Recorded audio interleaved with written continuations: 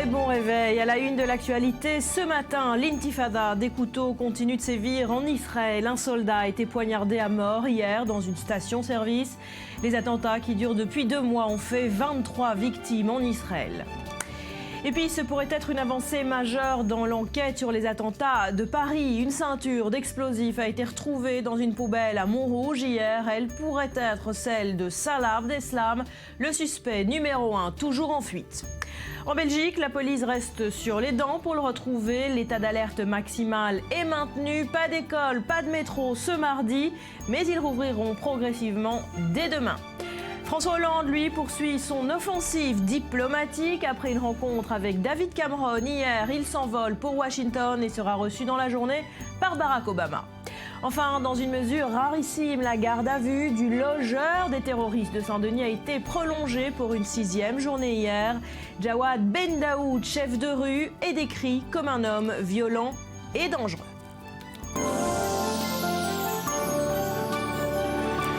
Bienvenue à tous. Les attaques terroristes ne faiblissent pas en Israël. 4 attaques dans la seule journée d'hier. Un soldat a été poignardé à mort. Plus tôt, 2 jeunes filles ont attaqué un passant au couteau en plein cœur de Jérusalem. Maxime Pérez. Hadar Boukris avait 20 ans. Elle a été enterrée ce lundi après-midi à Jérusalem. La veille, cette jeune femme israélienne a été assassinée par un Palestinien dans le Gush Etzion alors qu'elle patientait à un arrêt de bus. Les Israéliens pleurent leur mort et doivent se réhabituer à vivre dans la psychose des attentats. La dernière victime de cette vague de terrorisme qui sévit depuis le mois d'octobre est un soldat israélien de 18 ans, poignardé à mort dans une station essence sur la route 443 qui relie Tel Aviv à Jérusalem. L'assaillant ne lui a laissé aucune chance et a également blessé 2 Israéliens, dont une femme officier de 22 ans grièvement touchée. Un peu plus tôt, l'attaque la plus spectaculaire de la journée s'est déroulée dans le marché populaire de Machane Yehuda, en plein centre-ville de Jérusalem. Armées chacune d'une paire de ciseaux, 2 adolescentes palestiniennes de 14 et 16 ans s'en prennent à plusieurs passants avant d'être neutralisées. 2 femmes terroristes ont poignardé un homme de 27 ans en utilisant des ciseaux. Elles ont été touchées par des tirs, l'une d'entre elles a été abattue et la seconde a été blessée et évacuée vers un hôpital. Dans leur folie meurtrière, les 2 adolescentes ont blessé un Palestinien. À Jérusalem, où l'on est habitué aux tensions, plusieurs personnes ont été traitées en état de choc. Une situation intenable, alors que le bilan des victimes israéliennes s'élève désormais à 23 morts et plus d'une centaine de blessés. Sous pression de la rue et de son propre gouvernement, Benjamin Netanyahou est sommé d'agir. En tournée d'inspection en Cisjordanie ce lundi après-midi, le Premier ministre israélien promet de nouvelles mesures sécuritaires exceptionnelles. Tout d'abord, sur le plan offensif, nous pénétrons partout, dans les villages, les localités, les maisons, et procédons à une vague d'arrestations. Aucune restriction n'est donnée à Tsahal et aux forces de sécurité. Au contraire, notre soutien est total. Le ton monte également au sein du haut commandement militaire israélien, qui juge qu'il est temps de pousser l'autorité palestinienne à prendre ses responsabilités pour endiguer l'actuelle vague de violence. Une opération d'envergure deviendrait de plus en plus d'actualité. Mathias, face à ces attentats qui se poursuivent, premier constat, difficile, voire impossible d'arrêter les terroristes. Ils parviennent à chaque fois de s'approcher des Israéliens n'importe où, n'importe quand.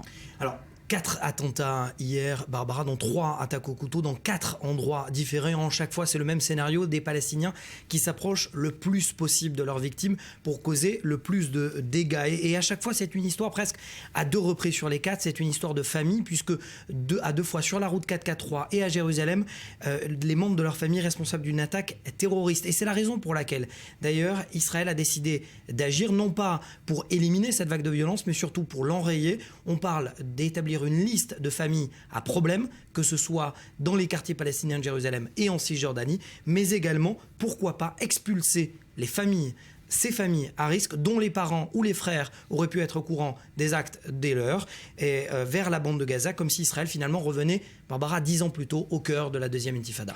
Autre information, Mathias, à retenir ce matin, c'est le profil de ces terroristes, soit très amateurs, très jeunes, on l'a vu hier, cette intifada des enfants, comme on l'a baptisé, soit au contraire extrêmement préparés, mentalement entraînés même parfois. Oui, alors, 2 sortes d'attaques hier. Je vais commencer par celle de Jérusalem, presque amateur, si je puis dire, où on voit 2 jeunes adolescentes, et ici c'est une première. On a parlé d'attaques d'adolescents garçons, et là Yehuda. Ce sont des attaques d'adolescentes des filles. Concrètement, on les voit presque rôder pendant 20 minutes autour du souk Machane Yehuda et puis attaquer de manière très amateur. On le voit, elle a peur de poignarder la personne qu'elle veut attaquer. Elle attaquera finalement un Palestinien de 70 ans, comme si finalement son acte était presque de la folie pure. Elle ne sait plus faire la différence entre un juif et un Palestinien. Et puis, deuxième attaque sur la route 443, autre scénario cette fois, là beaucoup plus entraîné, beaucoup plus presque professionnel et tragique, si je peux me permettre, où on voit un Palestinien, eh bien, il n'a qu'une seule occasion pour faire mal, pour tuer. Ces vidéos le montrent, des vidéos de propagande diffusées à plein régime sur la télévision palestinienne, si on peut les voir. Ces vidéos, on les a vues, on les a tous vues, et vous voyez un seul coup à peine, comme si finalement il n'avait qu'un seul coup avant d'être neutralisé par des soldats. Le constat est édifiant, on le voit sur ces images. Merci Mathias. Et c'est dans ce contexte de violence que John Kerry est attendu ce matin à Jérusalem pour une rencontre avec Binyamin Netanyahou. Léa Berdugo, vous êtes devant le bureau du Premier ministre à Jérusalem. Que vont se dire les deux hommes ? Écoutez, tout d'abord, c'est la première visite du secrétaire d'État américain depuis l'été 2014 et l'objectif de John Kerry est clair, ramener le calme dans la région et faire face à cette vague de violence qui fait rage en Israël et dans les territoires palestiniens. Alors que les attaques anti-israéliennes se sont multipliées ces derniers jours et que les Palestiniens disent prendre le discours de certains politiques israéliens comme une provocation, eh bien la diplomatie va tenter de faire son travail là où les politiques intérieures ont échoué. John Kerry est venu avec un message pour le Premier ministre israélien. D'ailleurs, il lui avait dit il y a 2 semaines, lorsqu'il s'était rendu à Washington pour rencontrer Barack Obama, eh bien, ramener le calme et l'apaisement ici. Est-ce que les Américains, Léa, ont encore une réelle volonté politique de s'impliquer dans ce conflit israélo-palestinien à moins d'1 an de la fin du mandat de Barack Obama ? Écoutez, oui, mais ce que l'on peut dire, c'est que les ambitions sont moindres qu'elles ne l'ont été, notamment durant l'année 2014. Plusieurs responsables américains se sont exprimés et disent que John Kerry ne veut pas mettre les deux parties à la table des pourparlers et ramener un processus de paix. Son objectif premier n'est uniquement que d'apaiser la région et de ramener les tensions. On a donc une diminution des objectifs par rapport à ce qu'a été le rôle des États-Unis par le passé au Proche-Orient. Merci Léa. Et on vient de le dire, John Kerry n'avait plus foulé le sol israélien depuis l'opération Bordure Protectrice. Plus d'1 an et demi sans se rendre à Jérusalem, en raison notamment des discordes entre les deux administrations. Océane Nicole. Après Abu Dhabi, direction Jérusalem et Ramallah, près d'1 an et demi que le secrétaire d'État américain ne s'était pas rendu en Israël. Alors que les attaques terroristes sont quotidiennes dans la région depuis des semaines, John Kerry vient témoigner du soutien américain à Jérusalem. Il s'était déjà rendu en Jordanie il y a quelques semaines afin d'apaiser les tensions autour du mont du Temple. John Kerry avait alors vivement condamné ces violences. Nous devons arrêter les incitations, nous devons arrêter la violence. Je pense que c'est crucial. Cette conversation que nous avons, vous et moi, est très importante pour dépasser les condamnations, pour dépasser la rhétorique. Il est absolument crucial de mettre fin à toutes les incitations, de mettre un terme à toute la violence et de trouver une voie qui permette de construire potentiellement un processus plus large. Depuis l'opération Bordure Protectrice de l'été 2014, aucun représentant américain n'était venu en Israël. Une absence qui témoigne des nombreuses dissensions israélo-américaines. Concernant l'accord sur le nucléaire iranien, le Premier ministre Netanyahou avait viruleusement manifesté son désaccord, dénonçant la mauvaise grille de lecture de l'administration Obama. Autre point de discorde, le dossier israélo-palestinien que les pressions américaines n'ont pas permis de faire sortir de l'impasse. Mais à quelques mois de la fin du mandat de Barack Obama, l'heure est à la réconciliation. Pour John Kerry, il faut afficher le visage de relations apaisées entre Israël et les États-Unis.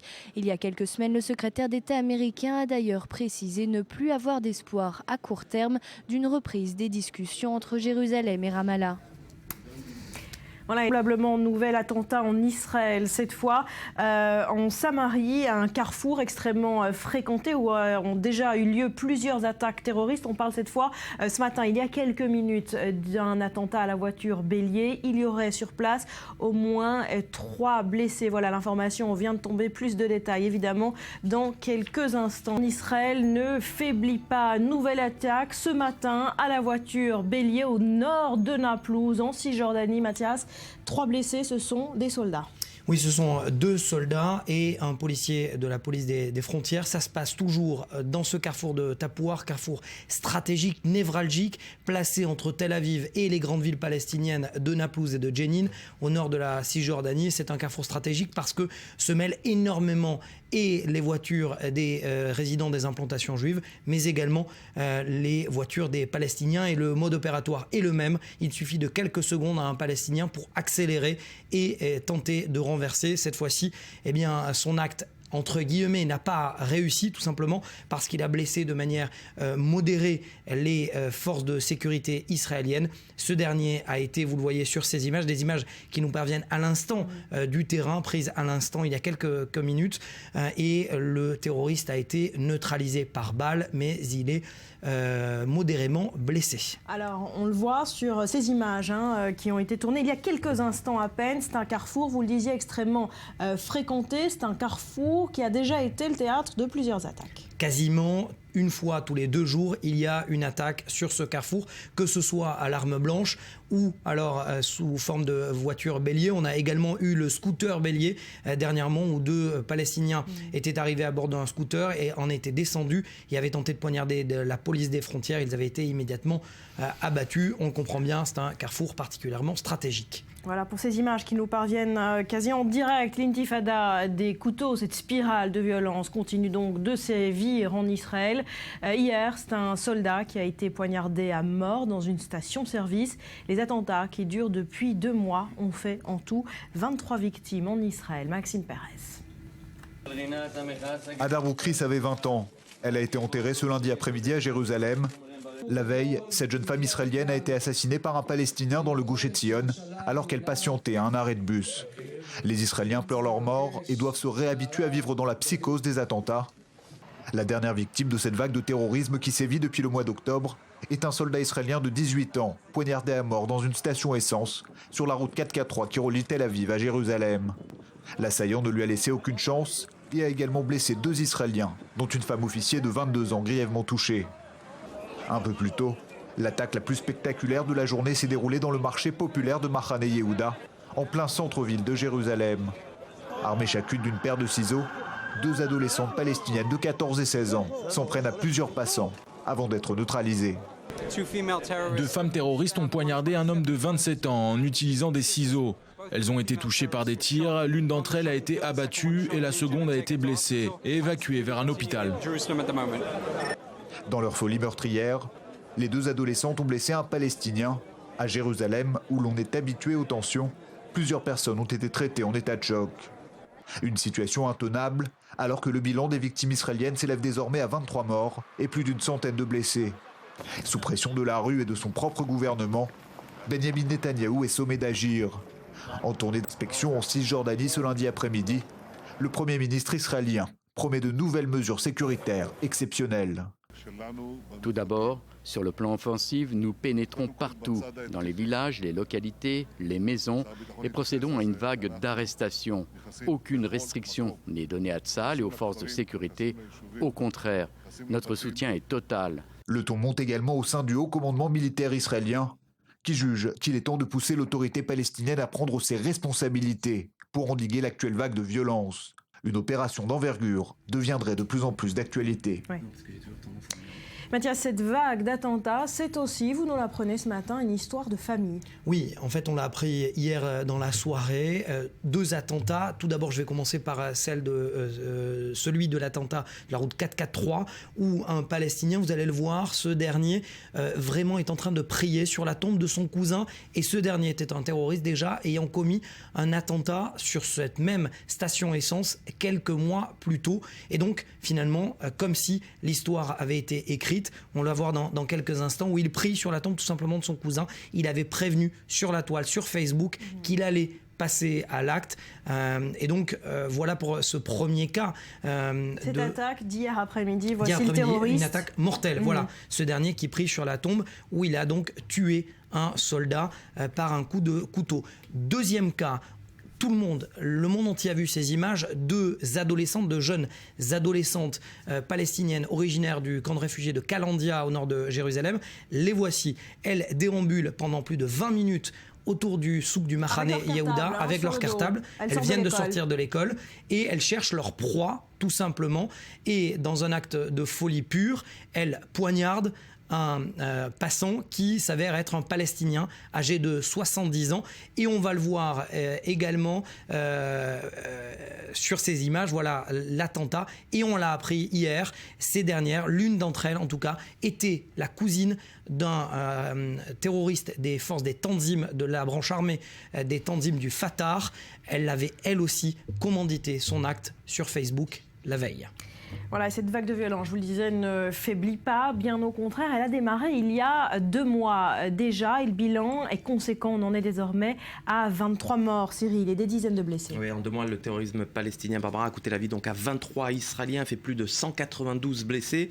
Alors le nom de Ziv Mizrahi, ce militaire poignardé hier à mort dans une station-service sur l'axe routier 443, vient donc s'ajouter à la liste des victimes de ce qu'on appelle désormais l'intifada des couteaux, une vague de violence qui, depuis la mi-septembre, frappe indistinctement des deux côtés de la ligne verte. On le voit très bien sur cette carte, aussi bien dans les grandes villes israéliennes que de l'autre côté de la ligne verte, à savoir en Cisjordanie, Tel Aviv, Jérusalem, Beersheva, Petah Tikva, Hébron, Gush Etzion ou encore Itamar et j'en passe. On peut citer aussi Afula plus au nord. Alexander Levlovitch, Barbara, c'est cet Israélien de 64 ans qui a été la première victime de cette vague de terreur. C'était le 13 septembre dernier. Il est tué après avoir perdu le contrôle de son véhicule à la suite de jets de pierre dans le quartier d'Armona Nativ à Jérusalem, alors qu'il revenait du traditionnel repas de Rosh Hashanah, le nouvel an juif. Alors la nouveauté de cette intifada, tout le monde le sait, c'est l'utilisation des couteaux, évidemment, facile à manier, facile à se procurer. 8 Israéliens ont été poignardés à mort, comme Aaron Bennett, qu'on voit sur ces images, et Nechemia, le rabbin Nechemia Lavi, tués tous les deux dans la vieille ville de Jérusalem, ou encore Hadar Boukri, cette jeune Israélienne de 21 ans, poignardée à mort dimanche. C'était cette fois-ci dans le bloc d'implantation du Gush Etzion au sud de Jérusalem. Et puis Cyril, en 2 mois, le mode opératoire aussi de ces attaques a évolué, est en train de changer. Oui, parce que finalement l'intifada des couteaux, elle porte très mal son nom, puisque de l'agression à l'arme blanche, on est très vite passé à l'attaque à l'arme automatique, un peu comme sur le modèle de la deuxième intifada contre un bus à Jérusalem, par exemple, avec 3 morts, voilà, qu'on voit sur ces écrans, Chaim Raviv et Aaron Goldberg et Richard Laikin, contre le véhicule également du couple Heinkin. C'était le 1er octobre dernier, 2 morts, donc avec ces deux parents tués sous les yeux de leurs enfants. Et puis ce soldat à la gare routière de Beersheva dans le sud d'Israël, Omri Levi, qui avait donc été tué à l'arme automatique par un Palestinien dans la ville de Beersheva. Attaque à la voiture bélier également, avec ce garde-frontière Benjamin Yakovovitch de 19 ans qui avait été fauché par un véhicule palestinien. Il avait succombé à ses blessures quelques jours plus tard, après avoir donc été fauché par un chauffeur palestinien. L'intifada des couteaux, Barbara, c'est également les erreurs d'identification. On s'en souvient, comme cet Érythréen malheureux tué par erreur justement dans cette gare routière de Beersheva et roué de coups par les badauds, ou encore ce juif ultra-orthodoxe Simcha Chodetov, tué par des soldats après avoir crié « Je suis Daesh ». C'était à l'intérieur d'un autobus à Jérusalem. Un bilan donc qui s'alourdit de jour en jour, 23 morts, 192 blessés, dont il faut noter que 20 sont toujours hospitalisés dans un état sérieux dans les hôpitaux israéliens. Puis évidemment, les Israéliens en état de choc qui ont été témoins de ces attentats, ils sont au nombre de 82 selon les services de secours israéliens. Alors selon côté palestinien, il y a un bilan évidemment aussi, il est de 75 morts, sauf que la plupart des morts, la quasi-totalité même des Palestiniens tués, ont été tués après avoir projeté ou avoir mené des attaques au couteau. On peut même parler d'attentats suicides low cost finalement, d'attentats sacrificiels, puisque ces jeunes Palestiniens qui passent à l'acte, on sait très bien qu'ils sont tous abattus, sont tous neutralisés, donc ils savent qu'ils vont mourir au moment où ils décident d'enlever la vie à des Israéliens. Dernier point sur cette intifada des couteaux, on le sait, elle échappe à tout contrôle politique. On a parlé d'intifada 2.0, elle échappe à tout contrôle politique, mais elle n'échappe pas à celui de l'Internet, et les réseaux sociaux, les smartphones, etc. Voilà, une intifada qui se poursuit toujours, nul ne sait pour combien de temps et sous quelle forme. Preuve supplémentaire avec cette attaque ce matin. Merci Cyril. Et dimanche déjà, c'est une victime israélienne d'à peine 21 ans qui avait été poignardée devant un arrêt de bus dans le Gush Etzion. Son histoire a d'ailleurs ému les Israéliens à travers, vous le disiez, les réseaux sociaux. Le commentaire de Joseph Emmanuel. C'est dans le Gush Etzion, en Cisjordanie, que l'attaque a eu lieu. Hadar, 21 ans, attend à une station d'autobus. Un Palestinien arrive et la poignarde. Le terroriste est immédiatement abattu. Hadar est emmené à l'hôpital. On est arrivé en moins de 2 minutes sur les lieux et sur place on a vu une jeune femme d'une vingtaine d'années allongée sur le sol dans un état grave, inconsciente, sans respiration, sans pouls. On a essayé de la réanimer sur place et nous l'avons immédiatement évacuée. Il est un peu plus de 17 heures quand la mort de la jeune fille est annoncée. Sur les réseaux sociaux, l'émotion domine et se relaye. On parle de l'attaque dont a été victime Hadar. On raconte aussi qui était cette jeune fille. C'est à Safed, dans le nord d'Israël, qu'Hadar vivait avec sa famille. L'une de ses enseignantes parle d'une jeune fille formidable, souriante, pleine d'énergie. Une jeune fille de 20 ans, une jeune fille dans la fleur de l'âge. Hadar était douée pour le théâtre, pour écouter. Nous racontent ses amis, Hadar était particulièrement attentive. C'est à Netanya, une ville très francophone, qu'Hadar a longtemps vécu avec sa mère. Comme chaque jeune israélienne, elle a servi sous les drapeaux pendant 2 ans, près de Tibériade, et une fois terminé son service militaire, Hadar passe quelques mois en Inde, encore une fois comme de très nombreux jeunes Israéliens, pour décompresser des tensions, les tensions d'un pays toujours officiellement en guerre avec de nombreux voisins. Hadar venait de s'installer avec une amie rencontrée en Inde, dans la région du Gush Etzion, dans l'une des implantations juives de Cisjordanie. Elle commençait à suivre les cours d'un séminaire d'études juives. Ce dimanche 22 novembre, Hadar a croisé la route de Issam Touabté, un Palestinien de 34 ans sans passé criminel. La jeune fille a été inhumée ce lundi dans le cimetière de la montagne Amenout, sur les hauteurs de Jérusalem. C'est dans ce contexte de violence que John Kerry est attendu ce matin à Jérusalem pour une rencontre avec Binyamin Netanyahou. Le secrétaire d'État américain n'avait pas foulé le sol israélien depuis plus d'1 an et demi, depuis l'opération Bordure Protectrice. Océane Nicole. Après Abu Dhabi, direction Jérusalem et Ramallah, près d'1 an et demi que le secrétaire d'État américain ne s'était pas rendu en Israël. Alors que les attaques terroristes sont quotidiennes dans la région depuis des semaines, John Kerry vient témoigner du soutien américain à Jérusalem. Il s'était déjà rendu en Jordanie il y a quelques semaines afin d'apaiser les tensions autour du mont du Temple. John Kerry avait alors vivement condamné ces violences. Nous devons arrêter les incitations, nous devons arrêter la violence. Je pense que c'est crucial. Cette conversation que nous avons, vous et moi, est très importante pour dépasser les condamnations, pour dépasser la rhétorique. Il est absolument crucial de mettre fin à toutes les incitations, de mettre un terme à toute la violence et de trouver une voie qui permette de construire potentiellement un processus plus large. Depuis l'opération Bordure Protectrice de l'été 2014, aucun représentant américain n'était venu en Israël. Une absence qui témoigne des nombreuses dissensions israélo-américaines. Concernant l'accord sur le nucléaire iranien, le Premier ministre Netanyahou avait viruleusement manifesté son désaccord, dénonçant la mauvaise grille de lecture de l'administration Obama. Autre point de discorde, le dossier israélo-palestinien que les pressions américaines n'ont pas permis de faire sortir de l'impasse. Mais à quelques mois de la fin du mandat de Barack Obama, l'heure est à la réconciliation. Pour John Kerry, il faut afficher le visage de relations apaisées entre Israël et les États-Unis.